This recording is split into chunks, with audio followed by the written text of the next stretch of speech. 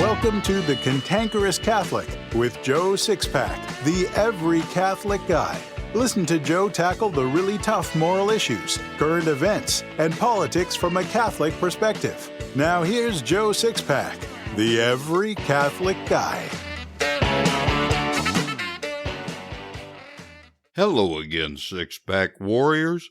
Welcome back to the Cantankerous Catholic, episode 146.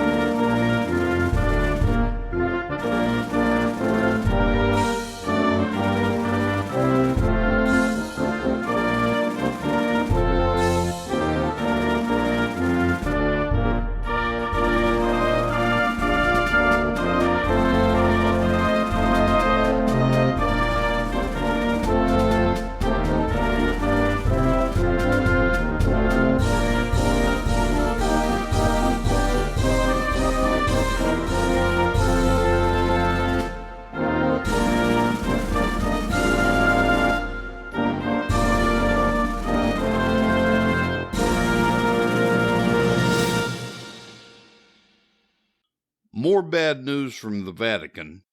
This week we're going to talk about a new explosive and very well documented report from the Lepanto Institute about Vatican and USCCB ties to communism, the culture of death, and even witchcraft.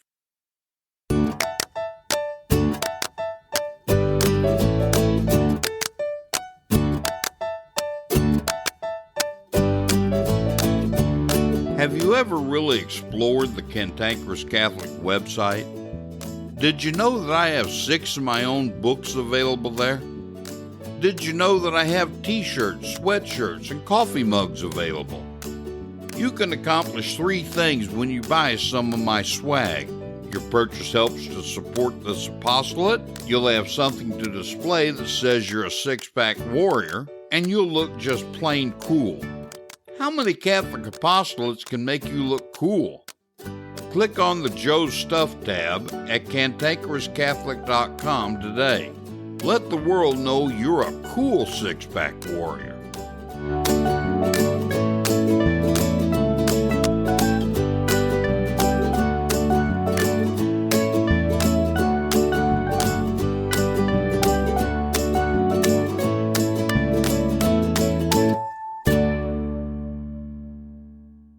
I get a lot of emails from you six-pack warriors.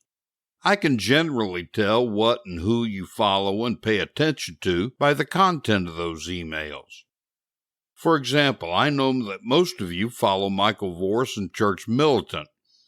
Quite a few of you follow complicit clergy. It's fairly apparent to me, though, that most of you don't follow the Lepanto Institute. In fact, I suspect the majority of you don't even know who they are. The Lepanto Institute is headed by Michael Hitchborn. It began as a whistleblower organization to research all of the various charitable groups claiming to be Catholic in order to warn Catholics about the true aims of these groups and let you know whether they're worthy of your financial support. The work of the Lepanto Institute has been incredibly useful, and all of their reports are very, very well documented. Let me give you an example. As all Catholics know, all of the bishops conduct an annual diocesan appeal for the Catholic Campaign for Human Development, or CCHD. In August of last year, the Lepanto Institute issued a report on the CCHD concerning all of the organizations they support through grants funded with your money. I reported on this in episode 84, Who Finances the Violence and Insanity. However, I didn't stop there. After releasing episode 84, I wrote a letter to everyone in my small country parish to let them know what the CCHD was doing with their money. Thanks to the Lepanto Institute, I was able to share with my fellow parishioners that the CCHD is using their annual contributions to support Antifa, Black Lives Matter, defunding the police, abortion, contraception, sexual activity for teens, homosexuality, and a bevy of other immoral things. Again, thanks to the Lepanto Institute, I was able to document all these things in the long letter I wrote. Needless to say, that's when I came under the scrutiny of our lying socialist Archbishop Mitchell Rosansky. The bottom line is that the Lepanto Institute enabled me to help reduce funding from my fellow parishioners for the CCHD. On October the 6th, the Lepanto Institute issued a new report titled Vatican Agency Directly Tied to Communism, Abortion, and Idolatry. The report title says it all. As a part of that report, Michael Hitchborn published a video summarizing that lengthy report. I'm going to play the audio portion of that video for you now. After it's finished, I'm going to make a few comments that'll be beneficial and informative for you. For right now, though, let's listen to Michael Hitchborn. The corporal works of mercy, feeding the hungry, clothing the naked, sheltering the homeless, and so forth, have been hijacked by ruthless, murderous, thieving Marxists. What was once the glory of the Church has now become her shame, as so-called charitable organizations claiming the name Catholic are actively promoting abortion, contraception, homosexuality, and Marxist revolution. We've shown this time and again through various reports on Catholic Relief Services or the Catholic Campaign for Human Development. But the center of all of this rot is found right at the very top, in the Vatican itself. What we're about to show you is absolute proof that two highly influential umbrella organizations for Catholic aid and development agencies all around the world play an integral role in the machinations of an international communist organization seeking to reform civilization into the image and likeness of Karl Marx. Coming up on this special report from the Lepanto Institute.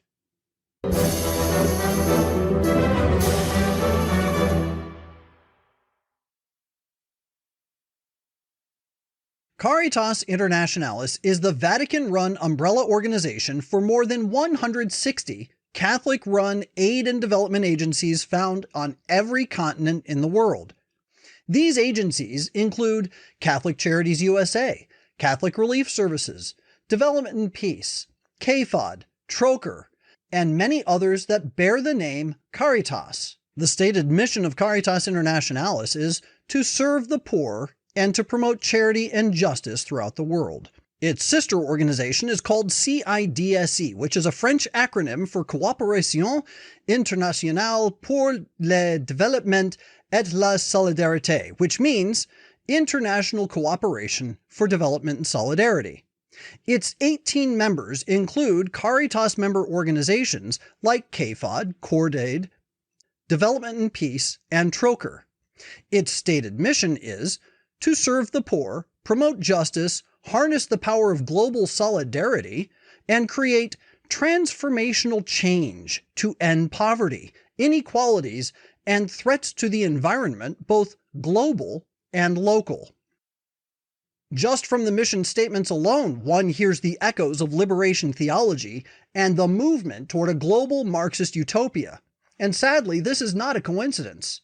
Back in 2014, I wrote a report on Caritas Internationalis and its involvement in an international communist organization called the World Social Forum.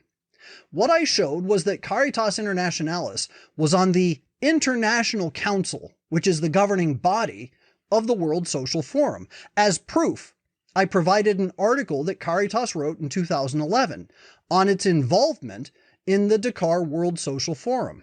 In the article, Caritas stated that the World Social Forum was, quote, supported from the outset by international organizations, including Caritas Internationalis, which is still a member of the International Council of the World Social Forum, end quote. I also provided the World Social Forum website showing the composition of its International Council, which clearly showed Caritas Internationalis and CIDSE on the list. My report from 2014 also showed that the World Social Forum was actively promoting abortion. For instance, in this picture, you can see World Social Forum attendees holding printed signs calling for the legalization of abortion. This flyer from the 2007 World Social Forum showed a pregnant woman nailed to a cross, quote, in memory of the victims of fundamentalism.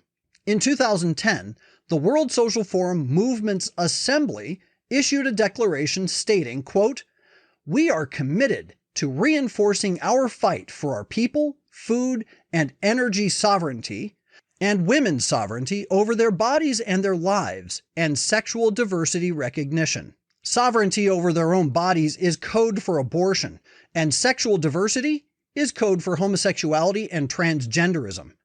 And speaking of LGBT activism at the World Social Forum, here's a picture of LGBT activists at the 2004 World Social Forum carrying rainbow flags and signs saying, Rainbow Planet, judge not, support sexual preference. And here are trans activists marching in the 2005 World Social Forum.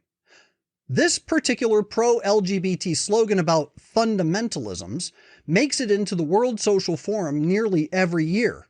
And just for good measure, here are a couple of tents dedicated to LGBT activism in Africa at the 2007 World Social Forum. And behind it all is the active promotion of communism. You can see red hammer and sickle flags waving at their marches here, here, and here. In this one, you can even see Caritas flags waving along with the red communist flag and the flags of local socialist organization called CTB. And here you can see a booth dedicated to communism at the World Social Forum. And all this while images of Karl Marx, Vladimir Lenin, and other communist dictators dominated the scenes. Incidentally, in January of this year, CIDSE wrote a 20-year retrospective of its involvement in the World Social Forum. In this article, CIDSE boasted about how it and Caritas organized a big panel at the 2004 World Social Forum to address the question, how to redistribute power and wealth globally. In 2014, I had a meeting with the Pontifical Council Cor Unum, whose stated mission, at least until 2017, when it was assumed into the dicastery for promoting integral human development, was, quote, the care of the Catholic Church for the needy, thereby encouraging human fellowship and making manifest the charity of Christ. The purpose of the meeting was to provide fully documented evidence that Caritas Internationalis, which at the time was under the authority of Cor Unum, was on the governing body of an international communist organization that was actively promoting abortion, homosexuality, and Marxism. My information was warmly received, as the head of the council at the time was Cardinal Robert Sarra. However, within months of this meeting, Cardinal Sarra was moved from Cor Unum and made prefect for the Congregation for Divine Worship and the Discipline of the Sacraments. And less than 3 years later, Cor Unum was absorbed into the newly created Dicastery for Integral Human Development.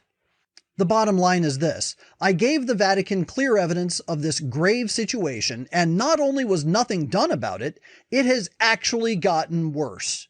In 2017, CIDSE and Caritas renewed their membership in the World Social Forum.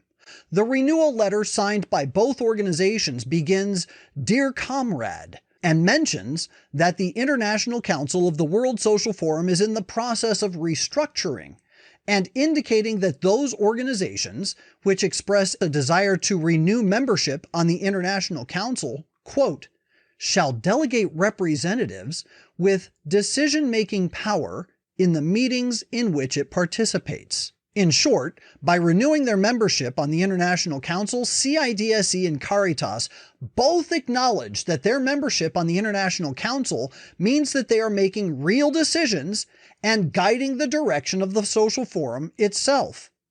In signing the letter, Caritas Internationalis indicated that the Secretary General of Caritas, who was Michel Roy at the time, signed the letter and affirmed its membership on the International Council. In stating reasons for remaining on the International Council, Caritas said, quote, "It is our conviction that the World Social Forum is, and will continue to be, the privileged space for building ideas, initiatives, and meetings of citizens of the world, synergies of organizations and networks, movements and civil society entities that, like Caritas, believe in, quote, building another possible world." CIDSE, for its part in signing the letter, said, quote, "The World Social Forum is the most important international space created by and for civil society and social movements in the South in particular." It also reiterated that, quote, "CIDSE has been a member of the International Council on the World Social Forum and involved in it since its beginnings."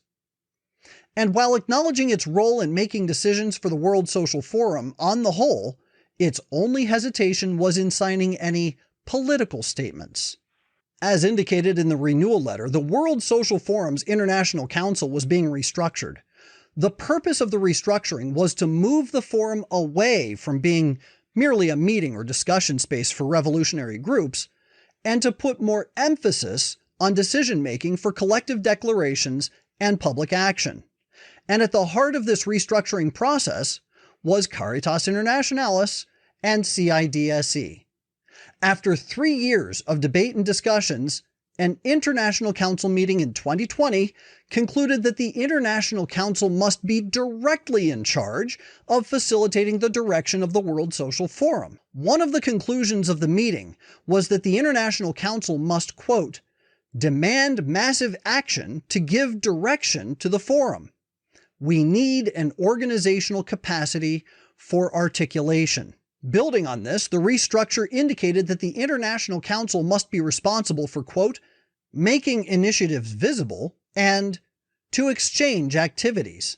Pierre George of Caritas Internationalis was more precise. He said, quote, "We have to formulate a decision protocol by consensus. That is, there is a document, a written formulation finalized from the discussion, and that it be presented to the International Council list with a deadline for organizations, tacitly or explicitly, to say if it suits them and accepts this formulation." This proposal was adopted, and the International Council took a much more active role in the 2021 first ever virtual World Social Forum. We should note here that we have had access to International Council meeting notes going back more than a decade, and at no point in the entire history of the World Social Forum has either CIDSE or Caritas Internationalis used their seat at the table to curb the pro-abortion, pro-LGBT Marxist activities promoted by the World Social Forum. And as I said, since Caritas and CIDSE have taken a more active role in the World Social Forum, to the point of requiring a consensus of the International Council for forum activities and organizational involvement, things have actually gotten worse. Let's start with official social media activities of the International Council itself. This is the official Facebook page of the International Council of the World Social Forum. On January 2011 of this year, the International Council posted a 20-year retrospective on the World Social Forum, ending with this little gem: Alejandra Scampini celebrating the legalization of the right to abortion in Argentina. Quote, "That's why the FSM, meaning the World Social Forum, has to be a feminist forum. How many political actions by law have come out of FSM? Thousands." On December 20th of 2020, the International Council posted an article celebrating the decriminalization of abortion in Argentina. In May of 2020, the International Council posted this, quote, Study of the Needs of Sexual and Gender Diversity Population in Morocco. In June of 2020, the International Council promoted a 10-week course on Marxism put on by the International People's Assembly, a neo-Marxist organization. In September of 2020, the International Council promoted an event run by the Left Forum called Plato for Revolutionaries. As you can see, the image advertised in the event has Socrates drinking hemlock at the top and the Marxist revolutionary Vladimir Lenin at the bottom. And what is promoted by the International Council is subsequently promoted by the World Social Forum as a body. These posts come directly from the World Social Forum's own Facebook feed. On May 27, 2019, the World Social Forum posted a fundraising campaign for Planned Parenthood saying, "Abortion, keep it safe and legal and funded." On March 30th, 2019, the World Social Forum posted a video smearing the Trump administration for putting obstacles against illegal immigrants obtaining abortions. On May 12, 2019, the World Social Forum posted a message from author Bess Kalb saying, quote, "If men got pregnant, they'd sell abortion mints at every grocery store checkout next to the Altoids." On May 15th, 2019, the World Social Forum posted an article decrying the abortion ban voted on in Alabama. Remember, Caritas and CIDSE made clear the necessity for the International Council to be actively involved with organizing and outreach. These posts could not have been made without their approval. And again, I personally hand-delivered a fully documented report on this problem to the Vatican in 2014. In March of 2020, the World Social Forum posted a series of feminist memes, including one that says, "Thank a feminist if you're a woman and you can get an abortion." In March of 2019, the World Social Forum lamented an 11-year-old rape victim's inability to obtain an abortion in Argentina. In November of 2018, the World Social Forum posted these images from the LGBT organization called GLAAD, pushing for inclusive language for sexual deviance. And just as you would expect, the promotion of Marxism is on full display. Like this post calling the Russian Federation a rogue nation while referring to the Communist Chinese as peers. Or this one, which calls Communist Cuba the most sustainably developed nation in the world. And this post of a man explaining Marxist ideologies to his cats. And this barely even scratches the surface. By far the most egregious and damning evidence that we found against Caritas and CIDSE came through what was actually broadcast during the 2021 World Social Forum. Now, I can't emphasize this point enough. Caritas Internationalis and CIDSE are on the International Council of the World Social Forum. They were instrumental in making sure that the International Council was more involved in guiding and directing what happens and what is promoted at the World Social Forum. Keep all of this in mind as we go over this. The World Social Forum officially sanctioned a 3-hour panel discussion titled Revolutionary Feminisms for Other Possible and Necessary Worlds. This is the World Social Forum's webpage showing the flyer for the panel discussion, as well as a brief outline describing what it's all about. Here are a few key lines. The objective of the discussion panel is, quote, "to denounce the impact of the perverse alliance between capitalism, patriarchy, and coloniality on women's bodies, and to evidence the strategies of feminist struggle and resistance." The reference to women's bodies is clearly a reference to abortion. So under that, they have sub-themes, and under the sub-themes are a list of points. Sub-theme 1 has to do with fighting capitalism and patriarchy. Sub-theme 4 says, quote, "Sexual and reproductive rights, the right to decide about our own body. Abortion as a strategic node of women's freedom." Sub-theme 6 actually suggests fighting against the Catholic teachings on human sexuality and abortion, saying, quote, "Religious, political, and economic fundamentalisms from the state and from society, coercing women's freedom and democracy. And toward the bottom of the description of this panel discussion, it says that they will achieve their goals through, quote, sharing feminist and sexual diversity struggles that take place in our territories, in each continent and country, confronting racism, heteropatriarchy, male supremacy, religious, economic, and political fundamentalisms. In other words, they intend to promote sexual deviancy and tear down the traditional family. Now, there were several video presentations on the topic of feminism comprising about 17.5 hours of material, so what I'm going to show you is just a small sample of what we found.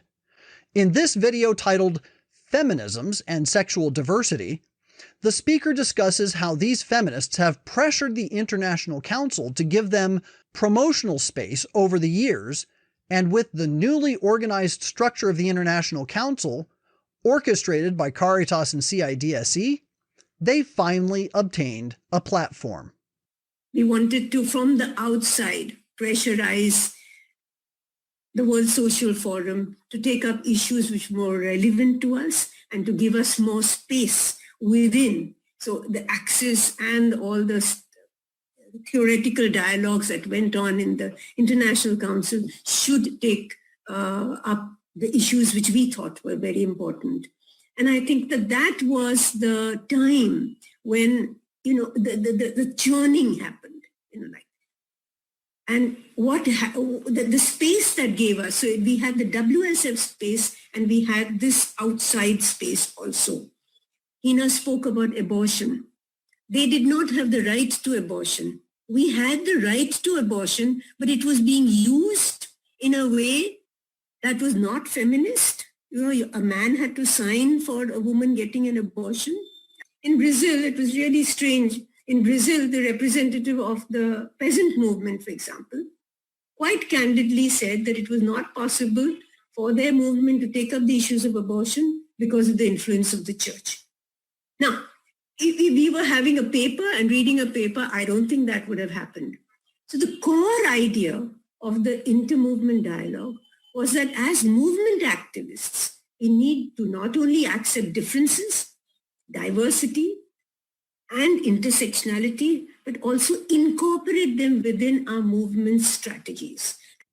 What's clear from this video is that the promotion of abortion through these feminist presentations was permitted directly by the International Council, which of course includes Caritas and CIDSE.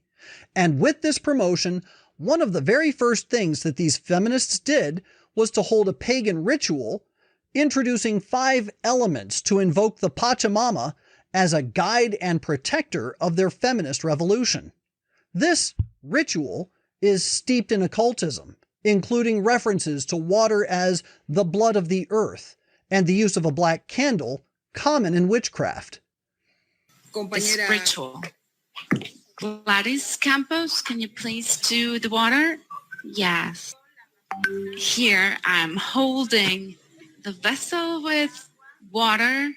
This represents the blood of the earth. So water is also the blood that flows through our veins. Thank you, Gladys. Please, Valentina, with the seeds. She's in Puno right now. Comrades, I have the seeds. This is a light that leads our way in order to promote our struggles. What would be of women without light? There wouldn't be colors in fruits, there wouldn't be flavors. We defend the Pachamama. This light leads the way of all women in the world. It helps us make our demands visible as peasant and indigenous women. I have the 5th element. We call this a mystic, honoring earth, light, seed. And the 5th element is organization. We're fighting against this patriarchy, which is sexist and male chauvinist, and we need to fight against it. One of the main requirements to defend is to defend the territory of our bodies. I really hope that this event will be a success with the blessing of the Pachamama and the strength of our feminist grandmothers and mothers. They used to tell them they were witches and they burnt them, but they actually defended our rights. First of all, thank you for the mystic from the Latin American and Caribbean culture and also from other peoples. We celebrate life by honoring all cardinal points. We need fire, water, seed, organization, and the whole cosmovision in order to find ourselves. Many of the World Social Forum 2021 videos included invocations of the Pachamama. Can it really be a coincidence that the references to this pagan deity are being made by an organization whose governing body includes Vatican representation? The same Vatican that just a year before enthroned the Pachamama in the Vatican gardens and on the very altar of St. Peter's Basilica? At 30 minutes into this panel discussion, one of the participants holds up a green kerchief to, quote, salute the decriminalization of abortion. And as a proposal, we talk about working with Pachamama. We need to celebrate March the 8th as a resurrection of women, a fight in the house, in the society, and the revolution of women. I think that this some of the reflections. I know there were many others, but I would also like to talk to you about something that came from our fight, which is this, that you can see this, the green wave that had an important victory to be able to defend life and to defend choice. Leading into this feminist panel discussion is a video that they produced celebrating homosexuality, the decriminalization of abortion, and Karl Marx, while mocking the Catholic Church and the Church's teachings on life and human sexuality.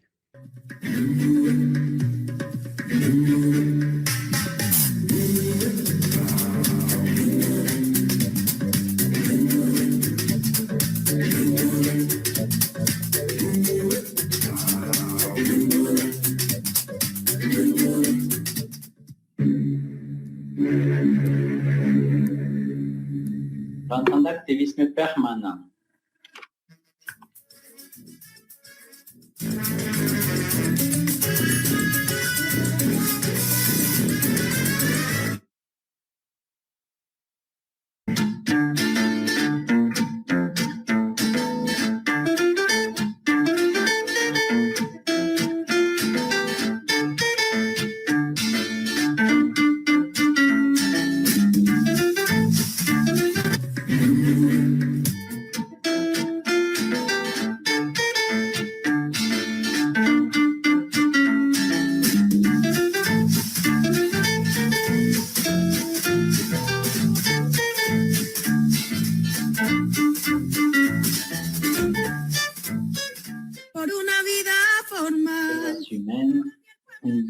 De la violence de genre et de l'éducation sexiste.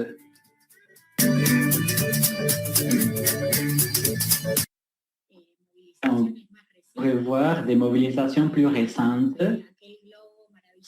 Là, on est passé dans... Throughout the panel discussion, several of the speakers discussed so-called women's struggles to obtain a legal right to an abortion. But this one addressed her direct work in helping to decriminalize abortion in Argentina. I am part of the abortion campaign for a free, safe abortion in Argentina. And we work with more than 700 movements, NGOs, cultural centers, feminist centers. We have been in the making for 15 years. It has to do with abortion, free abortion, and Argentina. And in December in Argentina, after many meetings, plenary sessions, marches, movements in the streets, we've conquered free legal abortion. And as of Sunday, any person in our country has the possibility to voluntarily interrupt their pregnancy up to the 14th week of pregnancy. After this, one of the speakers outlined the plan to export decriminalization of abortion to other Catholic countries. This struggle has become a trans-border struggle. More than 20 countries have participated. Feminist colleagues and comrades have participated in the marches, in the streets.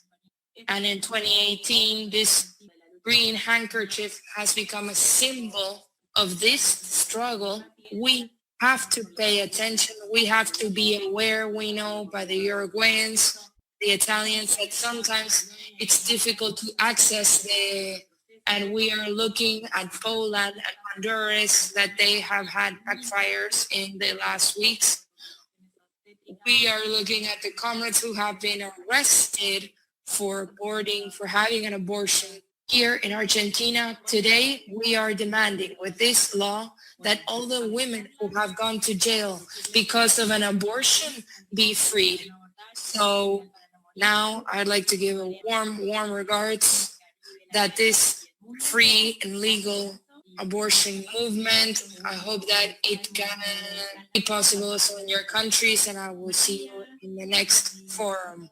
Still not proof enough of the malfeasance on the part of Caritas Internationalis and CIDSE? What about this activity, officially sanctioned and promoted by the World Social Forum? Its entire purpose was to train radicals in pushing for the legalization of abortion in their own countries.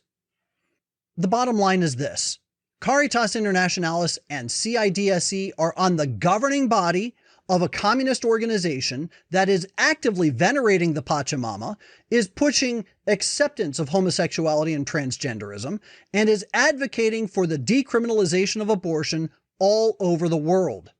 And again, I gave a highly detailed report to the Vatican in 2014 on this material, and shortly thereafter, Cardinal Sarah was moved out of Cor Unum. Not only has nothing been done to resolve this issue, but as you have seen, it is so much worse than it has ever been. We have many more details in the documented report accompanying this video, and I highly encourage you to examine it for yourself. What I just showed you is just the tip of the iceberg, but it's a perfect illustration of just how deeply serious the crisis in our beloved church truly is. Pray the rosary daily for our clergy, for the consecration of Russia, and most especially for the Pope. In the meantime, write to your bishop and tell him about this report. Explain to him that you absolutely refuse to give any money to any USCCB or Vatican collection until the Vatican's relationship with this demonic communist organization is completely severed and a formal apology is issued.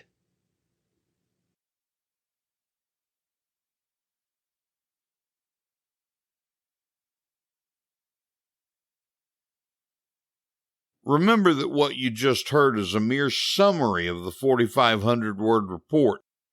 I urge all of you Sixpack warriors to read this report in full, pass it along to all Catholics of goodwill you know, and write or call your bishop to tell him that you refuse to give his diocese another dime until he breaks with these organizations mentioned in this report and issues an apology to his flock.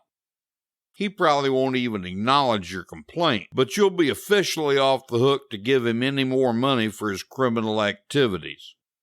Maybe you could even send him a few Catholic bogus bucks. You'll find links to the Lepanto Institute and this report in my show notes. Be sure and check them out. I strongly recommend that you sign up for Lepanto Institute's newsletter. Finally, later this month, I'll be interviewing Michael Hitchborn. As my production schedule stands now, I expect to release the episode with that interview on November 3rd. I think you'll find it interesting, to say the least.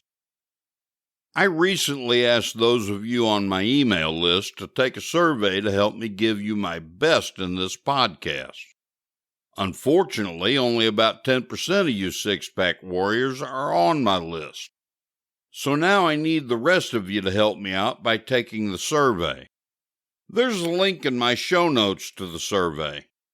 This survey is anonymous, and I don't know who's taking it. The final 4 questions will help me with the New Catholic Podcasting Network as well. Then you'll be given an opportunity to get on my email list, but you don't have to sign up. This will just help you to stay up to date with the things we're doing in this apostolate. So please take the survey now. It'll only be open until after the episode we have on October 13th, the anniversary of the Miracle of Sun at Fatima. Just click on the link in my show notes. Joe Sixpack, the Every Catholic Guy, wants to make sure you're informed about all the Catholic news you need to know. Here's Joe Sixpack's top 5 Catholic news picks for this episode. Catholic news pick number 5. Hats off to Fox Business. Southwest Airlines claimed weather and air traffic control issues as the reasons for canceling more than 1,800 flights over the past weekend. No other airline had a similar number of cancellations. Some have speculated that pilots called in sick to protest the airline's vaccine mandate.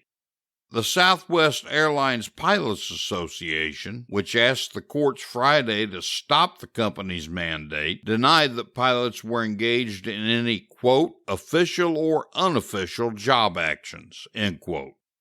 Let the fight begin! You can read the whole story by clicking the link in my show notes. Catholic news pick number 4. Hats off to the Daily Wire. Dr. Anthony Fauci, that creep, chief medical advisor to the Pretender, said, quote, not immediately, end quote, when asked about vaccine mandates for domestic air travel by CNN's Dana Bash. But he also said, quote, we have everything on the table, end quote, when discussing such a mandate for Thanksgiving and Christmas. Watch it, jerk! You can read the whole story by clicking the link in my show notes. Catholic news pick number 3. Hats off to the Blaze. Lieutenant Governor Mark Robinson condemned the decision by schools to teach explicit sexual content to young children.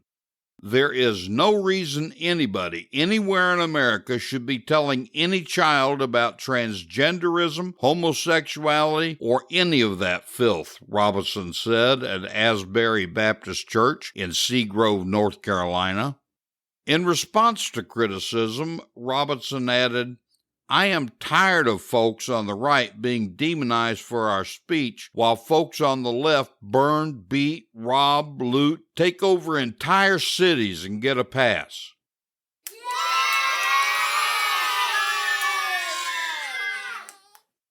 You can read the whole story by clicking the link in my show notes. Catholic news pick number 2. Hats off to the Daily Wire. The Biden administration announced on Friday that it had canceled multiple border wall contracts on the U.S.-Mexico border. Rodney Scott, the former chief of the United States Border Patrol, criticized the move.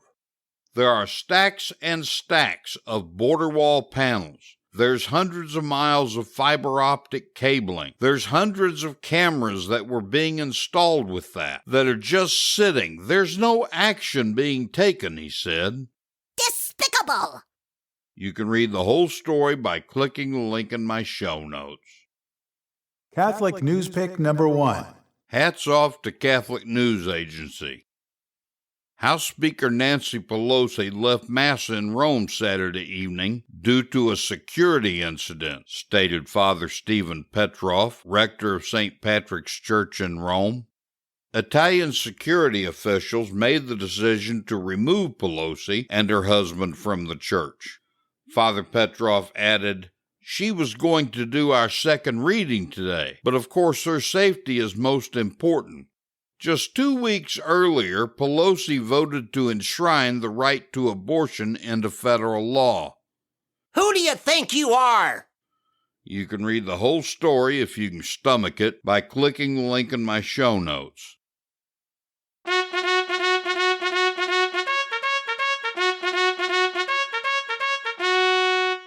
am hard, but I am fair.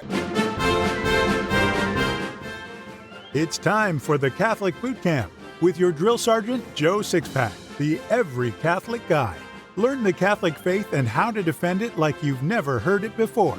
This boot camp is tough, so there's no political correctness, no spirit of Vatican II, and no namby-pamby platitudes. Drill Sergeant Joe Sixpack, the Every Catholic Guy, will prepare you for spiritual war.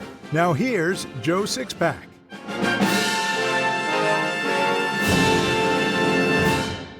Of all Jesus' parables, only one tells the name of any character. The parable I'm talking about is the one we call Lazarus and Dives, or Lazarus and the Rich Man in Luke. This is the story Jesus told of a beggar who was afflicted with horrible open sores. He lay outside the rich man's gate, wanting only to be fed from the waste that fell from the rich man's table, but the rich man ignored him. According to Jesus' story, Lazarus died and was carried by the angels to Abraham's bosom. The rich man also died and was buried. Due to the way the rich man had lived and his lack of charity, he was punished with a great burning.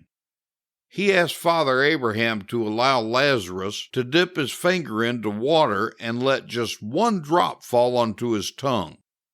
When his request was denied, the rich man asked that Lazarus be sent back to life to warn his brothers of what awaited them if they continued to live as they did. It's very likely this isn't a parable at all, but more likely it's a true story. We'll never know for certain in this life, but I fully intend to ask about it if I'm saved at the end of my own life. This story of Jesus names Lazarus, who is mentioned again in the 11th chapter of John. When Jesus heard that Lazarus, a brother of Mary and Martha, was sick and dying, he remained where he was for 2 days. As Jesus and his disciples left to go to Lazarus, he told them, "Lazarus is dead, and I rejoice on your account that I was not there, that you may believe. But let us go to him." Jesus arrived to find Lazarus had already been in the tomb for 4 days. When Martha heard Jesus was approaching town, she went out to meet him and said to him, "Lord, if you had been here, my brother would not have died. But even now I know whatever you ask of God, he will give it to you." Jesus said to her, "Your brother will rise." "I know that he will rise at the resurrection on the last day." "I am the resurrection and the life," Jesus said. "He who believes in me, even if he die, shall live, and whoever lives and believes in me shall never die. Do you believe this?" "Yes, Lord, I believe that you are the Christ, the Son of God, who has come into the world." Jesus ordered the tomb opened, but it was protested that Lazarus had already been in there for 4 days, so the stench had to be horrible. Despite the protests, Jesus insisted the tomb be opened. Then Jesus cried out, "Lazarus, come forth!" Immediately the dead Lazarus came from the tomb. Jesus raised up the dead Lazarus by reuniting his soul to his body. This is what we'll all experience at the end of time at the general judgment. The 11th article of the Creed states our belief that the bodies of all people, both good and evil, will rise from the dead at the end of the world and will be reunited to their souls for all eternity. It's natural to the human person to be a material body and a spiritual soul. The body participated with the soul in all the good and evil done in life, so it's only just that both the body and the soul should share in the eternal reward or punishment earned in this life. At the resurrection of the dead, you'll have the same body you had in this life. Assuming we're judged worthy of heaven, the only difference between our earthly body and our resurrected body is that the latter will be in its glorified state, its intended original state before sin entered the world. That is, it'll be exceedingly beautiful and forever free from pain and death. We know that the Blessed Virgin Mary was at least 50 years old at the end of her earthly life, yet visionaries invariably describe her as youthful and exceedingly beautiful. If we're judged worthy of heaven, we'll be restored to our originally intended state, with the qualities given Adam and Eve prior to original sin. There are 4 specific gifts we'll have in our glorified bodies: impassibility, brightness, agility, and subtlety. Impassibility is the quality that means the risen body will never again suffer. Your resurrected body will never again know pain, suffering, or death. You won't even have any sort of inconvenience, such as being cold or hot. Brightness is the quality that makes our bodies shine like the sun. Jesus gave Peter, James, and John an introduction to this at his transfiguration. Jesus said, "The virtuous will shine like the sun in the kingdom of the Father," in Matthew 13:43. Agility is that quality of the glorified body that frees us from all material burden. We'll move about with a perfect ease and swiftness that depends only on an act of our will. Subtlety is what Paul calls the spiritual body, but without ceasing to be material. The glorified body will be completely under control of the human spirit. On the other hand, if we're judged unworthy of heaven, then there will be no glorified body. We'll have the same body we had in this life, but without the ability to die. Our resurrected body and condemned soul will suffer every kind of torment for all eternity, because in this life we chose to reject Christ and His church. Picking and choosing what to believe, what people call being a cafeteria Catholic, can only result in a resurrected body that'll suffer forever. And the punishment earned for rejecting Christ and His church is in direct proportion to our guilt. Even atheists will suffer less than we, because we have the fullness of Christ's truth in the Catholic Church, but refuse to accept it, but they only have prideful doubt. So it behooves us to choose in favor of Jesus on every aspect of the faith of our fathers. In all of history, only 2 people have entered heaven with a glorified human body. The first is Jesus Christ when He ascended into heaven. The other, the Blessed Virgin Mary, is also living in heaven, body and soul.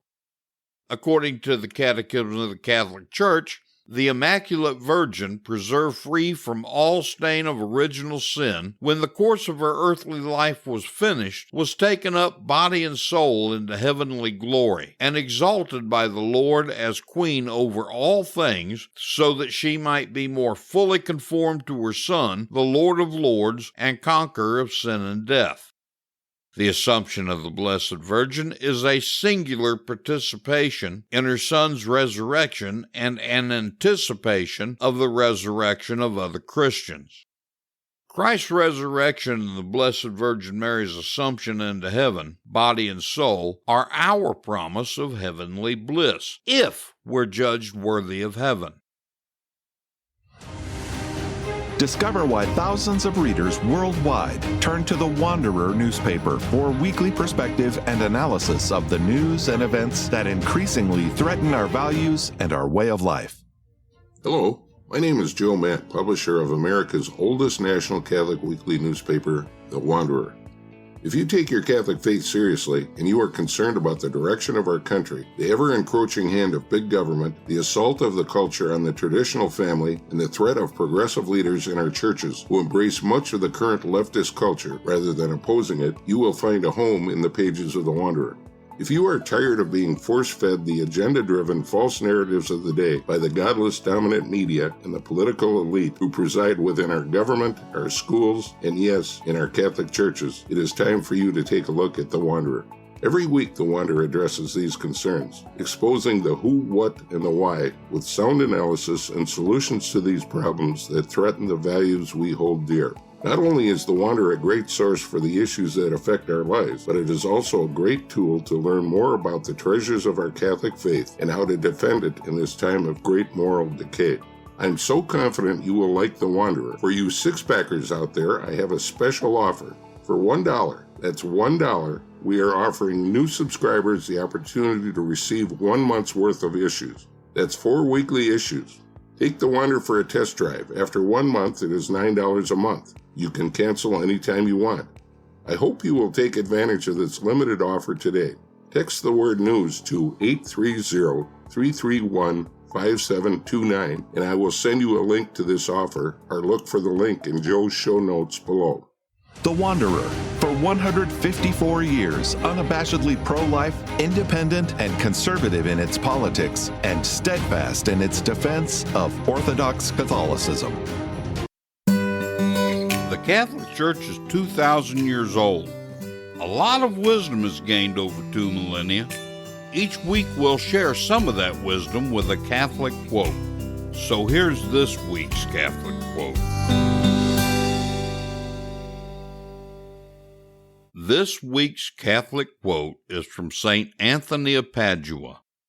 He said, "The life of the body is the soul. The life of the soul is God." I believe a really great way to teach the faith is through stories, parables, and anecdotes. So here's today's story. A monk had a dream in which he was taken by his guardian angel to a vast plain covered with many cities and men. On one side of the plain, a rushing spring came from a hillside and divided into 7 clear streams. At the other side of the plain, another fountain rushed up from a dark cave and also spread out into 7 streams. He watched the people who drank eagerly from the streams that came from the cave. The water was sweet to taste, but soon after drinking, these people were seized with violent pains and vomiting, and some even died. "That's the cave of self-will," said the angel, "and its 7 poisonous streams are the 7 capital sins. Now look across the plain to where the 7 rivers of life come from the hill of Calvary. The 7 rivers of life weren't so sweet to the taste, but they had great powers. The sick were being healed, the old were made young, and the dead were being brought back to life." The vision filled the monk with grief because so many souls were deceived by poisonous pleasures. The 7 rivers coming from Calvary are the 7 sacraments. The graces of these streams heal the wounds and sickness of your soul, make it pleasing to God, and even give new life, eternal life. Frequent the sacraments, especially confession. This has been The Cantankerous Catholic with Joe Sixpack, the Every Catholic Guy. Thanks for subscribing, and be sure to visit CantankerousCatholic.com to get your free copy of Joe's popular book, The Best of What We Believe, Why We Believe It.